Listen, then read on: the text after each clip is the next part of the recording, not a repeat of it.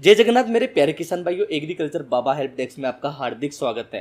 हर किसान की चाहत होती है कि उसकी फसल गांव में सबसे अच्छी रहे, उसकी फसल में पैदावार गांव में सबसे अधिक निकले और वो इसके लिए अत्यधिक प्रयास भी करता है और अलग अलग तरीके के फार्मूले भी अपनी फसल में अप्लाई करता है। अभी धान का सीजन चल रहा है तो लोग धान की फसल में अच्छी अच्छी फुटान के माइक्रोन्यूट्रिएंट्स डाल रहे हैं, अच्छी अच्छी खाद डाल रहे हैं। इसके बावजूद बहुत सी बार कुछ ऐसे किसान होते हैं जिनके साथ कुछ ऐसी समस्याएं हो जाती हैं कि अच्छे अच्छे माइक्रोन्यूट्रिएंट्स देने के बाद भी उनकी फसल में अच्छी पैदावार नहीं निकल पाती। आज की वीडियो में हम एक ऐसे मुद्दे पर बात करेंगे जिसकी वजह से हमारे किसान भाइयों की पैदावार में बहुत हद तक कमी हो जाती है और उन्हें आर्थिक तौर पर नुकसान देखने को मिलता है। जब हम हमारी धान की फसल में जो माइक्रोन्यूट्रिएंट्स होते हैं, जो फर्टिलाइजर होते हैं, वो देकर फ्री हो जाते हैं, उसके बाद जो सबसे मेजर समस्या होती है वो होती है तना छेदक और पत्ता लपेट के कारण। क्योंकि इसके कारण हमारी जो धान की ग्रोथ है वो वहीं रुक जाती है और जो नई फुटान चलती है, नए कल्ले चलते हैं, उनमें बढ़वाड़ नहीं हो पाती। इसके कारण वो बाली देने में सक्षम नहीं हो पाते तो हमारी पैदावार वहीं पर सीमित हो जाती है। इसके लिए जो हमें सबसे अधिक ध्यान रखने योग्य बात है,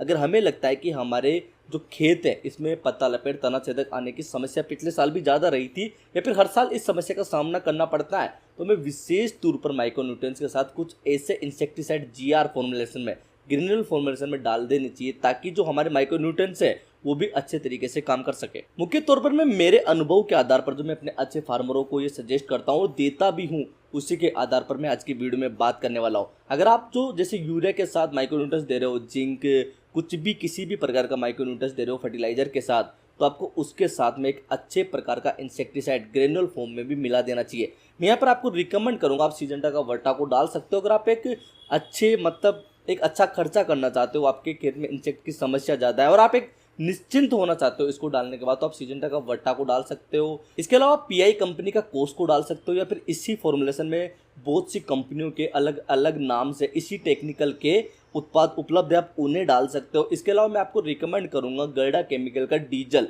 जिसमें फिप्रोनिल 0.6% होती है। इसके लिए भी कंपनी बहुत अच्छा क्लेम करती है और मैंने पर्सनली खुद ने इसके रिजल्ट देखे हैं। इसके अलावा निचिनो कंपनी का सूरी, उसके भी बहुत ही अच्छे रिजल्ट है। तो आप इनमें से कोई भी प्रकार का उत्पाद, चाहे दूसरी कंपनी का सेम टेक्निकल लेकिन अच्छी कंपनी का जो अपने रिजल्ट को क्लेम करती है और अपने क्लेम पर खरी उतरती है, उन्हीं कंपनी का आप कोई भी उत्पाद ग्रेनुअल फॉर्मुलेशन में उपयोग कर सकते हो।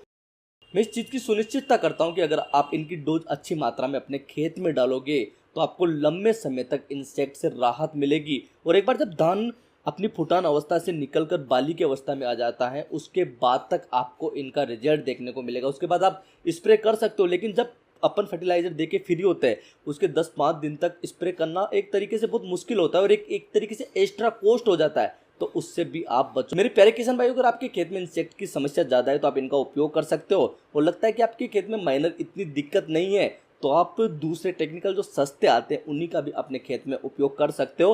अगर आपको एग्रीकल्चर से संबंधित कोई भी जानकारी चाहिए तो एग्रीकल्चर बाबा को सब्सक्राइब कीजिए और सीधा हमसे बात करने के लिए हमारे इंस्टाग्राम हैंडल एग्रीकल्चर बाबा पर मैसेज कीजिए। जय श्री राम।